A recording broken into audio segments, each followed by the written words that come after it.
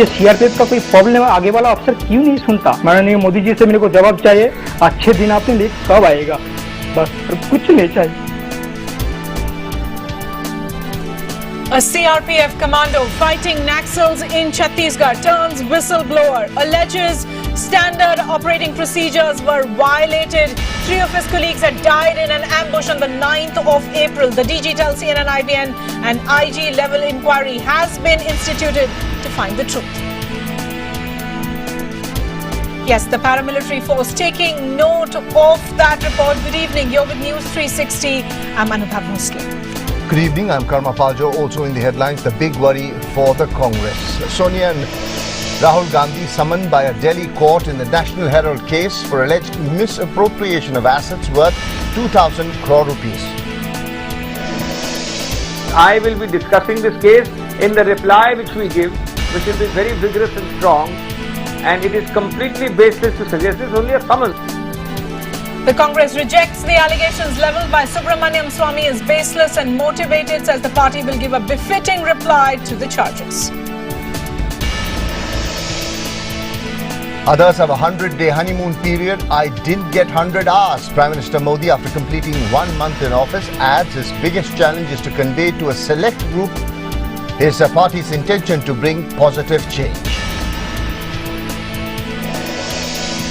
Delhi University proposes a compromise formula to end the standoff over the 4-year undergraduate program, an honours degree in 3 years and research in the 4th year. But will the UGC relent? And Kerala gets a 20% less rainfall. The Met Department tells Centre better rains are expected in July and August. Prime Minister Modi chairs a top-level meet to take stock. Uruguay striker Suarez is out of the World Cup, banned for 9 matches and 4 months from any football-related activity. This after he bit an Italian defender during a World Cup group game. And also more chaos in the Ghana camp ahead of their crucial match against Portugal. 2 players are sacked for insulting the Ghana coach and assaulting a team official.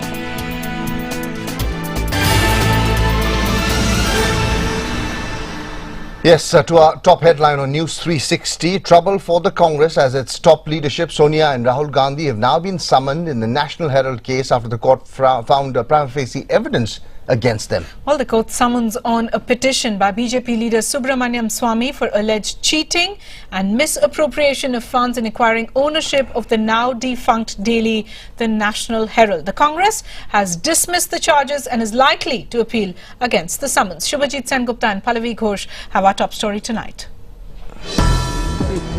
Embarrassment for Sonia Gandhi and Rahul Gandhi. A district court in Delhi has issued summons to the Congress President and Vice President to appear on August 7th for hearing on a petition filed by BJP leader Subramaniam Swamy questioning a business transaction done 4 years ago. Congress leaders Motilal Vora and Oscar Fernandes and family loyalists Sam Pitroda and Suman Dubey are also summoned, all accused of misappropriation of property, breach of trust and criminal conspiracy.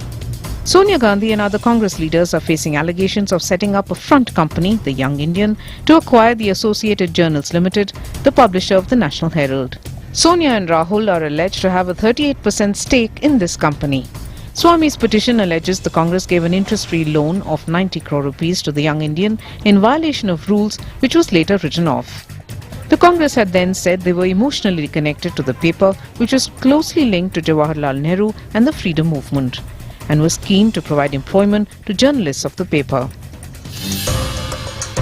The court, while issuing summons, said, from the complaint and evidence led so far, it appears Young Indian was in fact created as a sham or a cloak to convert public money to personal use or as a special purpose vehicle for acquiring control over 2,000 crore rupees worth of assets. How much do you think is the amount of this total scam? 2,000 crores at least. Probably a proper valuation would put it at 5,000 crores.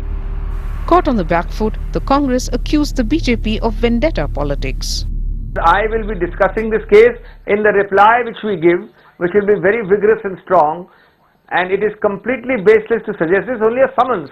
Ironically, today the Congress is accusing the BJP of same allegations which it often has been accused of, and that's misuse of institutions. There have been corruption allegations against the Congress in the past, but none so embarrassing because it now reaches straight up to the door of the Gandhi family. With Bureau Inputs in New Delhi, Pallavi Ghosh.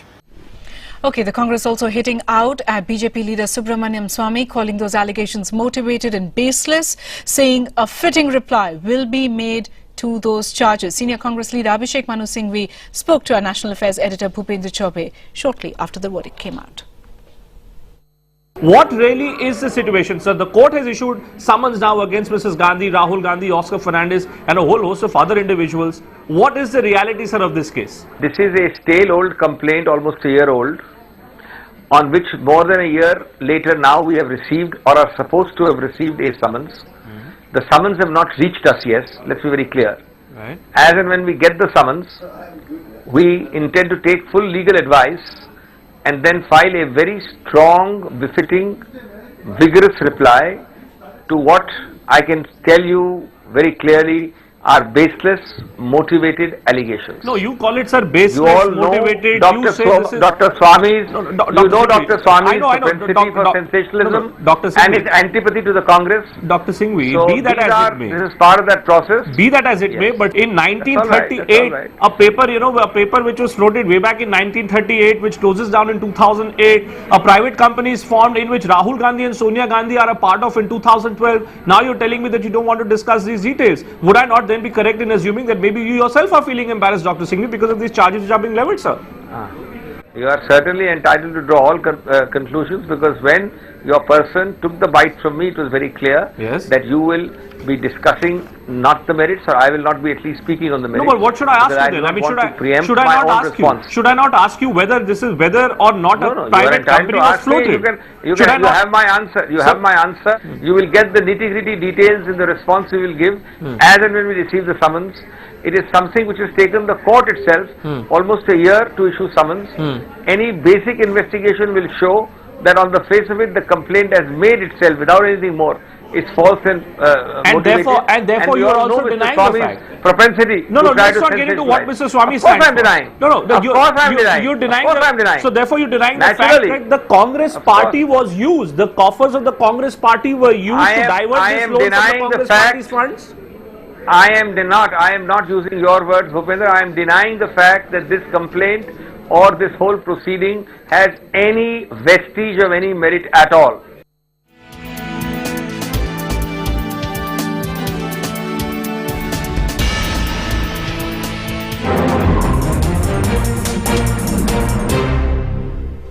Yes, now to that CNN IBN special. A CRPF soldier has turned whistleblower, revealing details of an operation that was allegedly botched up and in which 3 of his colleagues died on the 9th of April. The story was first reported by the Hindu newspaper. Sujoy Mondal, a CRPF commando, part of that operation, has now turned whistleblower and spoken to CNN IBN. We have separately corroborated the revelations with 3 other Jawans as well. Now, all pointing to the fact that standard operating procedures were flouted by senior officers in this case, and that the Cobra battalion that came under fire used the same route taken by a battalion the previous day. The route not being altered is a serious lapse of standard operating procedure. Jawans allege that they were not made to work in double file, which is another mandatory procedure. The CRPF Jawans allege the deputy commandant had no pre-induction training as well. The men who were ambushed were not questioned in the inquiry. No debriefing done after the incident. The commando alleges soldiers were forced to toe the official line during the inquiry. 3 men died and 4 others were injured in the Naxal ambush. Narendra Modi कहा था election से पहले जो अच्छे दिन आने वाले, तो अपने सिपाही के लिए कब अच्छे दिन आएगा। और दूसरी बात है, जो सीआरपीएफ का कोई प्रॉब्लम है, आगे वाला अफसर क्यों नहीं सुनता? कौन अपना ऐसे नौकरी करना चाहता है? मैं जवाब चाहिए इसको। माननीय मोदी जी से मेरे को जवाब चाहिए, अच्छे दिन आपने लिए कब आएगा? बस, और कुछ नहीं चाहिए। देश के लिए गोली खाना कोई वो बात नहीं है, गर्व की बात है। तो क्यों ऐसे किया जाएगा अपना साथ? Sujoy Mandal, a commando of the CRPF's elite Cobra battalion. The 206 unit that was ambushed by Maoists on the 9th of April in Chinta Gufa in Chhattisgarh when they were accompanying a poll party. Sujoy, now a whistleblower alleging gross misconduct and brazen flouting of the standard operating procedures by his superior, the Deputy Commandant Ramesh Kumar Singh, further adding this compromised the safety of the entire unit. ये सब भी follow नहीं किया, जैसे दाने तरफ हरकत दिखाई दे रहे, उसको फॉलो करना था, कितना नक्सली है, उसको प्लान बनाना था, जैसे अपना ट्रेनिंग में पढ़ाया गया, उसको प्लान बनाना था अपना रमेश कुमार सिंह को कैसे करना है, कैसे अटैक करना है, बिना सोचे समझे आगे क्यों बढ़ा, सबसे बड़ा फॉल्ट वही है। और डीसी साहब जब पीआई ट्रेनिंग नहीं किया था, जिसमें कमांडो ट्रेनिंग होता है, वो ट्रेनिंग नहीं किया था, तो ट्रेनिंग बिना उसको कैसे भेज दिया गया ऑप्स का दौरान। उसके बाद उसमें 100 में से 70% आदमी था नया लड़का, जिसको सिर्फ 6 महीने का जंगल ट्रेनिंग करके भेजा गया, जिसको बेसिक क्या है, सीआरपी का बेसिक ट्रेनिंग क्या है वो उनको पता ही नहीं, ना उसको ठीक से हथियार पकड़ने आता। Sujoy makes another serious allegation of a complete cover-up. He says he was forced to conceal the truth and toe the line of his seniors during the inquiry. Ramesh Kumar Singh का आदेश में कंपनी कमांडर ने बोला सभी का स्टेटमेंट एक होना चाहिए, आप साइन करके तभी आप छुट्टी चला जाएगा। तब मेरे को शाम को छुट्टी छोड़ा गया। जितना भी कमांडर था उसमें किसी का नाम नहीं बोल सकता हूँ, ये सभी कमांडर था, उसमें 7 से 8 कमांडर था, उसने बोला सभी का स्टेटमेंट एक होना चाहिए। Sujoy, who's now on leave at his house in Murshidabad, further alleges that he and his team told the DC several times that they should walk in a double file to ward off any attack that can come from either side. But their suggestions were dismissed, and as events showed, perhaps led to more casualties. पीछे वाला party जैसे अपनों को help नहीं किया firing का दौरान, 30 से 35 मिनट तक फायर चला मैडम, उसमें 3 शहीद हो गया, 5 इंजर्ड हो गया, पीछे से किसी भी तरफ से हेल्प मतलब नहीं मिला उसका दौरान। With Priyanka Gupta in Murshidabad, in New Delhi, Anubha Bhosle. And there is now news coming in of a probe by the CRPF. The CRPF has initiated IG-level inquiry into these allegations made by the commando. CRPF DG told CNN-IBN that we are checking every detail of the matter. The DG also saying that they can't have a standard operating procedures for every situation. DG also saying if an SOP has been violated in normal circumstances, that they will take action. Priyanka Gupta now joining us on the phone line. Priyanka, so some merit has been found in what Commando Sujoy Mandal and others are alleging. Absolutely, Karma, because it's just not Sujoy Mandal's allegations, like you rightly pointed out, but his testimony and his account has been attested by several other people we've spoken to, those people who did not wish their identities to be known because of being in service, but they have all confirmed Sujoy Mandal's account that there was gross misconduct, there are allegations of gross misconduct by the Deputy Commandant during that time on 9th of April when they were out to get election party to move election party from one village to the main quarters. But really the main allegation is the fact that they've all been coerced, that most of them were coerced into signing blank paper. Now that's an extremely serious allegation. And the other allegations that have been coming from all the quarters have been that the people who were at the front line in the ambush with the Maoists were not questioned during the inquiry. The preliminary inquiry that was constituted right after the incident, none of these people were questioned, and that's the reason why they were compelled to come out in the open and speak to us in the first place. Right, and Priyanka, we can't also ignore what the DG is saying, isn't it? He's of course pointed out that they can't have a standard operating procedures for every situation because according to the terrain, according to what happens on the ground, they have to adapt at every step. Karma, the allegation, of course, if you look at it, that the veracity of these allegations need to be ascertained by the CRPF, and that's exactly what this IG-level inquiry is going to do. But the problem is that none of the real stakeholders during the time of the ambush were questioned in the time of the inquiry. So the entire smokescreen of rules and procedures, perhaps for the timing, should be kept in abeyance right now when the IG-level inquiry is on, because these are serious allegations made by none other than a CRPF Jawan turned whistleblower who really has jeopardized jeopardize and put his career in peril in coming out and speaking to the media and making these remarkable allegations. And these allegations further attested by 3 other people within that force who were present at that time in the time of the Maoist ambush. Of course, standard operating procedures might differ from each case, but the fact the usual procedure like debriefing, which is absolutely essential after every single incident, did not take place. Even a simple briefing before the operations, according to Shujoy, did not take place on that particular day. The other glaring standard operating procedure that was completely flouted was the fact that on 8th of April, just the day before, another Cobra battalion, the 150 Cobra battalion, was ferrying election material on a helicopter at Chintagufa. So the Maoists at that time knew that there was Cobra presence in the area, but in spite of that, the next day, the deputy commandant used the same route. He did not alter the route and perhaps compromise the safety of the entire unit because they were ambushed and outnumbered by 100 Maoists, and there were just 70 or 80 of them. Right, Priyanka, thanks for that. Of course, these stories we hear from the forces every now and then. Let's also bring in Anuba at this point. Anuba, you've been following this story. It's interesting, isn't it? It's an open secret. We have heard allegations like this before, but especially negligence, officers not being trained. This clearly shows, and a person of the force to come out and speak to the media perhaps shows a greater desperation that they finally need to come out and speak. Absolutely. I think Sujay Mandal's testimony really points to that fact. It's very, very rare that you see a serving CRPF officer, in a sense, come out and make the allegations of the kind that Sujay Mandal has made.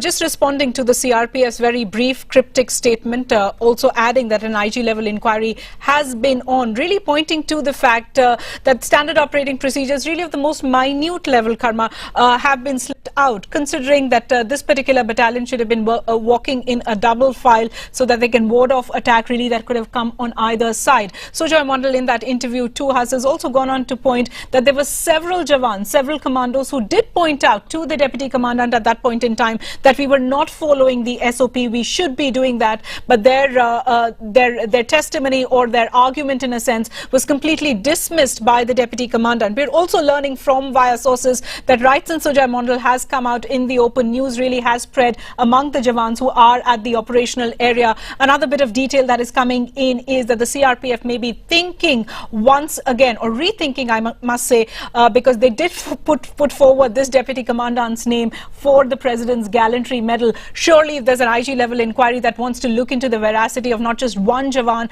but at least 4 Jawans testifying that SOPs was not followed, surely the CRPF needs to do a bit of a rethink. We're also hoping that this story perhaps would reflect in that big Naxal meet that that the Home Minister will be presiding over. Remember, 3 Jawans actually died in that ambush that took place on the 9th of April. One of the men who died in that operation was Commando Chandrakant Ghosh. According to many of his fellow Jawans, he should not have been part of that operation because he was medically unfit at that time and therefore should not have been on combat duty. The CRPF at this point in time, according to sources, is denying that allegation. Priyanka Gupta met his family, I beg your pardon, also in Murshidabad.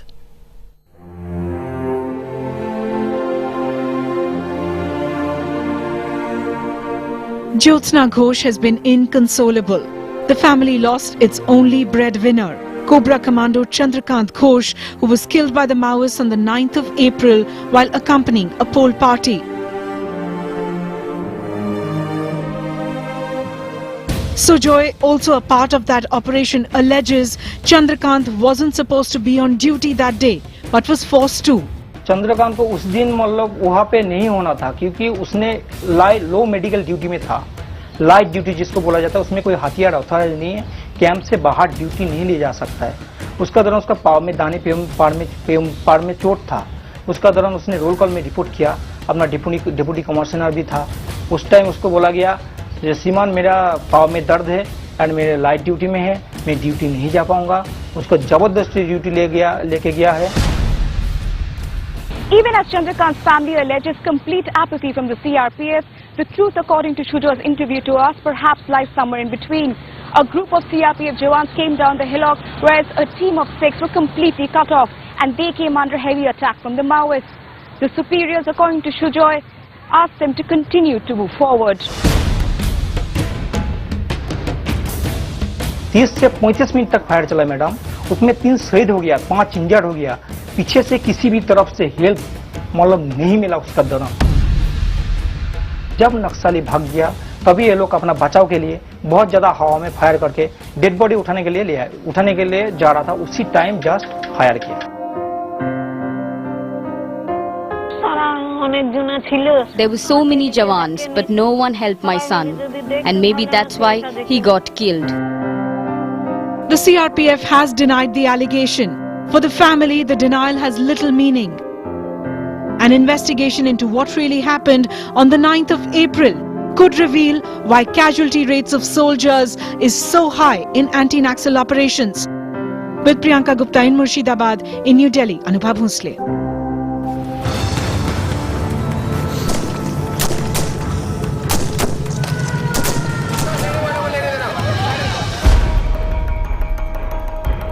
Narendra Modi कहा था election से पहले जो अच्छे दिन आने वाले, तो अपने सिपाही के लिए कब अच्छे दिन आएगा। सीआरपीएफ का कोई प्रॉब्लम है, आगे वाला अफसर क्यों नहीं सुनता? कौन अपना ऐसे नौकरी करना चाहता है? मैं जवाब चाहिए इसको, माननीय मोदी जी से मेरे को जवाब चाहिए, अच्छे दिन अपने लिए कब आएगा?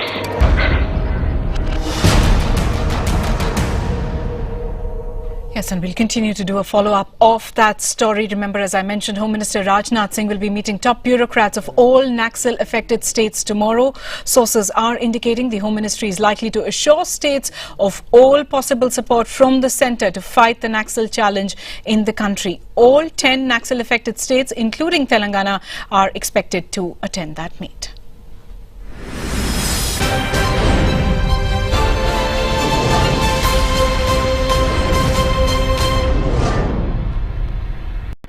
Prime Minister Narendra Modi completes 1 month in office today. In his blog, he wrote that each of his actions were guided solely by national interest. Well, the Prime Minister also using this particular occasion to underline the fact that his government simply has had no honeymoon period. Narendra Modi also saying that his biggest challenge in Delhi has been conveying to a select group of people within and outside the government system about his government's intentions and sincerity to bring a positive change in the country. The Prime Minister also claiming there were some controversies in the last month with which his government had nothing to do, and added that he would not complain. He noted that today was the anniversary of the emergency and vowed to safeguard the freedom of speech. He said his meeting with ministers and bureaucrats had resulted in roadmaps for various ministries and departments as well. Well, the Prime Minister also met Home Minister Rajnath Singh, Finance Minister Arun Jaitley, Agriculture Minister Radha Mohan Singh and the Food Minister Ram Vilas Paswan to discuss inflation. In a statement that was issued after the meeting, the government said that the Met Department is predicting that the monsoon will improve substantially in the month of July and August. Kerala has seen a 20% shortfall in rains. The Prime Minister also reviewing the position of water reservoirs and the fodder stock. The Agriculture Ministry has prepared a contingency plan for more than 500 districts in the event of a severe rain deficit. Modi also reviewing the steps being taken to contain inflation. The Prime Minister saying states should set up special courts for speedy trials of hoarders and black marketers. With that, going to a short break, we'll have more national news ahead.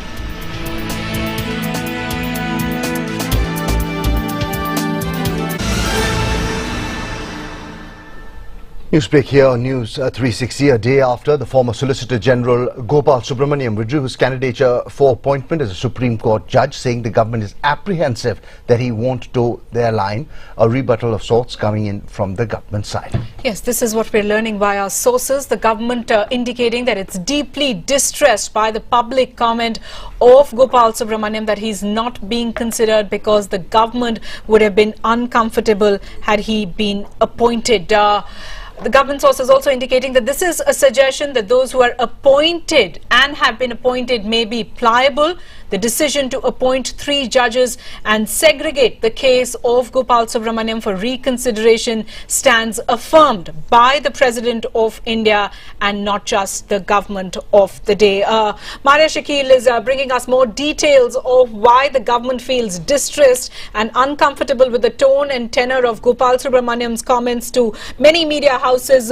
Maria, we do believe the government is also trying to make the point that it does have a very valid stake, and there have been suggestions suggestions in the past when names have been sent for reconsideration, and this really should be taken in the same spirit. That's right, Anuba. In fact, the government sources are telling us that there have been several instances in case of Supreme Court and High Court judges who have been segregated, certain cases that have happened in the past for reconsideration because of certain IB reports that they have received. In fact, they are also pointing out very clearly and categorically that the question of professional ability of Gopal Subramaniam about certain clients that he appeared for or he did not appear, that is really not the relevant question here.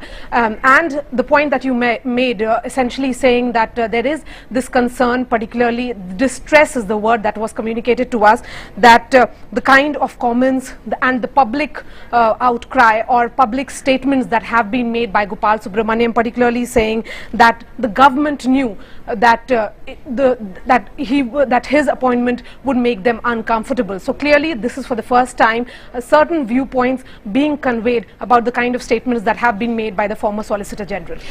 Maria, when Gopal Subramaniam spoke to Bhupen yesterday, he also seemed to indicate that it was really strange that the government found merit in an IB report in a sense, but did not find enough merit in the decision of a Supreme Court collegium. How is the government really responding to this? That's right, Anubha. But as far as the government is, the indication that has come from the government is that this is not a standalone case or a different case. There have been several instances in the past as well in which Supreme Court cases of several Supreme Court judges or the cases of High Court judges were segregated for reconsideration on the basis of some IB report. So as far as Gopal Subramaniam's case is concerned, it should not be seen as a different case. There are precedents. There have been several cases in the past as well. Yes, Maria, we'll have to leave it there.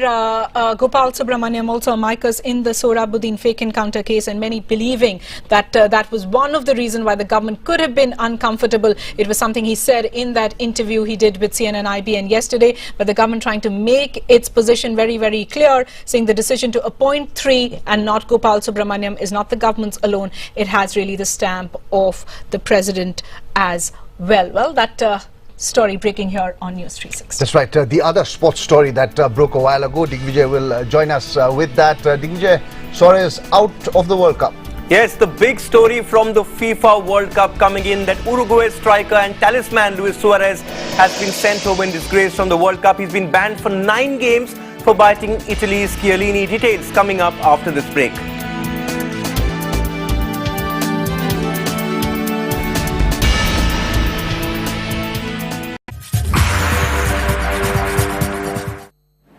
Welcome back. Now, Luis Suarez's bite has come back to bite him. Yes, FIFA has banned the Uruguay striker from all football-related activity for 4 months. Yes, this means Suarez's World Cup is now officially over. He will not be able to take the field in Uruguay's knockout game against Colombia on Friday or for their next 9 international games. That's not all. The ban also stalls his club appearances. He will not be playing for Liverpool either till mid-October. This, of course, is the 3rd time Suarez has been banned for biting an opponent. Novi Kapadia, football analyst, is here with us. Novi, that story broke just as we were going into our 7:30 show. Exemplary punishment from FIFA because, you know, ultimately 9-game international ban, yes, but that additional one, not any football activity for 4 months. Yes, I think that will affect him, especially if he's going to not get paid also, or if, as we've heard, Liverpool sue him. Because only if the pocket pinches will there be some realization. There's somewhere the other this has to also act as a deterrent, of course, to other serial offenders, but also that Suarez should rectify his behavior. No, but why I want to ask you that is there was the Save Suarez movement, the top bosses of Southern American football were actually going in there trying to ask FIFA to reduce the ban, but the man did not learn. This was not the first time. This has happened in Ajax when he was captain of Ajax. It happened when he went to Liverpool, missed games at the end of 2012-13 and the beginning of 2014 season. So he's not learning. There is an issue somewhere. There is an issue, and I think it's also to be seen in this perspective. You know, it's being given that the interpretation of South America versus the powerful European media, it shouldn't be seen as that. You know, there is a shadow line always between fair play and aggressiveness, but you can't cross certain lines. And this shouldn't be seen as, you know, the English and Italian media getting after him. Suarez has done this not once, not twice, but thrice. And, you know, he's been repeatedly involved in incidents. And because he gets this type of sympathy, you know, that he's the victim of a sort of much, you know, Western, larger conspiracy. He blamed the English media, in fact, during the England game. They actually started their preview to that game with a photo of him with fangs. But the player, in a sense, you know, top 3 in the world, we discussed that a couple of days back on the show, probably a top 3 player, but now known more for infamy than as a great. Yes, that's the sad thing. I mean, like Zidane's headbutt, I mean, a lot of people will remember him for that rather than his all-time greatness. Suarez has this split personality, but you know, I think this will be like an exit clause for him to leave England after the pressure and turmoil and not playing for about 2 months of the Premiership. Right. I think this is a perfect escape route for him. In a sense, they are saying he's kicked Liverpool in the teeth because they stood by him at the last instance. He had a very good season last time, scored 31 goals. Was the player of the season, but then goes away from Liverpool where he was, you know, carefully nurtured throughout that season, goes to Uruguay where he's a demigod. In fact, God, the president of the country was trying to save him as well, and then it just comes out again. Yes, that's true. I think that is the thing. The professional setup in Liverpool managed to curb him. But you know, the important thing, one of the tweets we had, Alcides Giggia, the last surviving member of the Uruguay team which won the 1950 World Cup, a great player himself. You know, the player has condemned Suarez. You know, the others are taking it emotionally. And Alcides Giggia, till the few years ago, was giving driving lessons to earn a living. Right. You know, Suarez will have all the cars he wants to drive at the end of his career. But that's the reaction of a player. Right. You know, the others are giving it a political angle. The people who have been backing Suarez say he has this will to win at any cost. But there's a difference between having the will to win, probably cross the line, dive, get that penalty, but biting opponents. This is something which is psychological in a sense. It is psychological. Maradona, Pele, Cruyff, everybody had the will to win. Every professional footballer who plays or professional sportsman has the will to win. You can't cross certain shadow lines. After all, you're an icon for the entire world. I mean, what example is this being set? You know, the whole image of football would deteriorate. That's what the release from FIFA says, that, you know, this behavior is unacceptable when there are billions watching the sport. That is probably why FIFA had to go in for this additional 4-month ban, which bans him from even training in, say, Liverpool's Anfield Stadium. Yes, it had to be. I mean, it's like doping in athletics, or, you know, we've had match-fixing incidents in cricket and football. So it's like that. It just, you know, the image of the game goes sliding down. Right. And you can't have football. I mean, this is for WWF. Right. You know, this artificial wrestling. Football is an international sport which involves skill, aggression, athleticism, but there has to be boundaries. There has to be boundaries. Well, Karma, Anubhai, all I can tell you is I am a big Liverpool supporter. I watch all Liverpool games. Delighted when Suarez does tricks with the ball, which perhaps only the greats like Messi and Ronaldo can. But when you see what he did in that game, truly it is graceful. Certainly so. And I also overheard saying that perhaps Suarez could now fetch a lesser price. So good for the clubs if you look at it on the positive side. But the bite is not certainly good. Thanks, Digvijay, for that. In fact, with that, going to a short break. When we come back, we'll be talking about budget special. I went to Gujarat and I met a family who offered land, Anubha, to the Tatas for a token ₹1 to set up the plant. Yes, that and that much touted Gujarat model, all of that coming up next on Budget Yatra. Gujarat model is nothing, but it is a clear, transparent process which has given every single Gujarati today a security. We approach the other countries mentioning that we are from Gujarat. You know, they welcome us with open hands.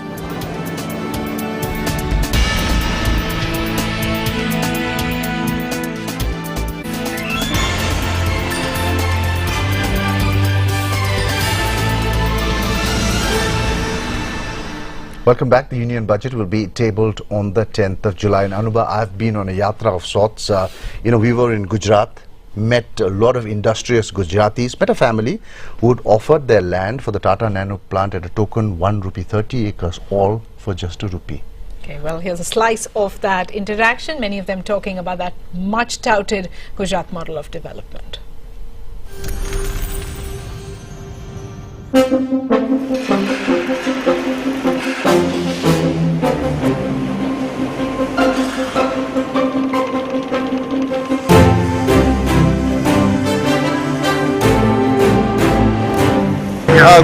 Model सब जगह बात किया जाता है, Gujarat model Gujarat model Gujarat model. ये Gujarat model में क्या है जो इतना सब लोग बात करते हैं? एक्चुअली जो गुजरात मॉडल में सबसे अच्छा एक मैंने जो देखा फील किया है, दैट इज एक एनवायरनमेंट क्रिएट किया गया है for the industry and infrastructure, mainly infrastructure इतना अच्छा नरेंद्र मोदी सरकार ने जो यहाँ पे क्रिएट किया गया है कि इंडस्ट्री को एक जो मेनली चाहिए इंफ्रास्ट्रक्चर वो यहाँ पे एक है एंड एक गुडविल फैक्टर भी किया गया है। लाइक आप इंडस्ट्री डालना चाहते हैं तो आपको फॉलोअप गवर्नमेंट की तरफ से होगा। अगर आपने एमओयू किया है उसके बाद गवर्नमेंट की तरफ से फॉलोअप होगा कि आपके इंडस्ट्री का आप डालने वाले थे प्लांट कहाँ तक पहुँचा है।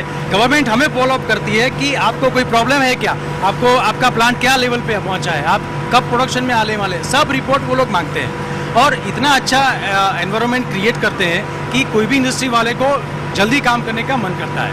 What is Gujarat model? You know, when we talk about Gujarat model, why is the Gujarat model? The Gujarat model is nothing, but it is a clear, transparent process which has given every single Gujarati today a security and a level playing field to do business. Is invited every single smallest entrepreneur that you have today here to the people like us who have been given enough opportunities to go out and perform. Without performance, no one has achieved success. He's not done anything to any individual person. He's made the system clear, he's made the process transparent, and he's given a place for everyone, a platform for everyone to come and perform. The government of Gujarat has been very helpful and very accommodating for the industrialists, that established industrialists as well as the developing industrialists. You know, there is no bureaucracy, if we approach the other countries mentioning that we are from Gujarat, you know, they welcome us with open hands because they have seen the progress of Gujarat happening in such a way, as well as the companies happening in such a way that, you know, they accept us with open hands. Okay, from India Inc. to the Aam Aadmi, we've covered them all. Here is Subhashri Sriram of Sriram City Union Finance talking about her budget expectations. The NBFCs look forward to a lot of support. I think a few of them here I would like to list out is the very high capital requirement which has been placed. The impact of this is not just the profitability of the NBFCs, it is the ability to reach out to more and more MSMEs today. The funding is constrained. The capital is going to be allocated for high risk, which probably has never been justified till date. This segment has been one of the very high quality assets. This segment is not high risk, has never been seen to have any asset quality deterioration in the past, but in spite of it, the government and the regulator continues to impose high capital requirements. And not just corporates, you too can write in to us about what you want from this budget, and we'll take it to the Finance Minister and the government. Okay, we'll wrap up News 360 here, but we're leaving you with some voices, some expectations coming in from Srinagar. India at 9 is coming up next. If I were the Finance Minister of this country, I would go for reforms based on socialistic model of economy as our constitution declares itself to be, and I would try to close down the gap that has been created between the very rich people of the country and very poor people of the country.